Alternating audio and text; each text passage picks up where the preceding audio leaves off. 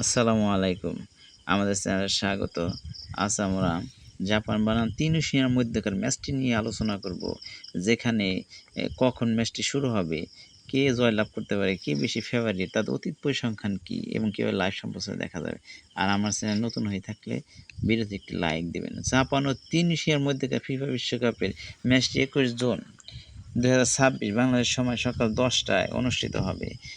বর্তমান ফর্ম ও র‍্যাংকিং অনুযায়ী জাপান দল টিউনিশিয়ার চেয়ে বেশি এগিয়ে এবং শক্তিশালী। জাপান ফিফা র‍্যাংকিংয়ে ১৮তম এবং টিউনিশিয়া ৪৫তম স্থানে রয়েছে। এর আগে দলটি ৩ বার মুখোমুখি হয়েছে। ৩টিতে জাপান জয়লাভ করেছে এবং টিউনিশিয়া একটিও গোল করতে পারেনি। বাংলাদেশ সময় কিভাবে এই খেলাটি দেখা যাবে? বাংলাদেশ সরাসরি ফিফা বিশ্বকাপ সম্প্রচারের স্বত্ব সাধারণত T Sports, Gazi TV, channel ৯ এর কাছে থাকে।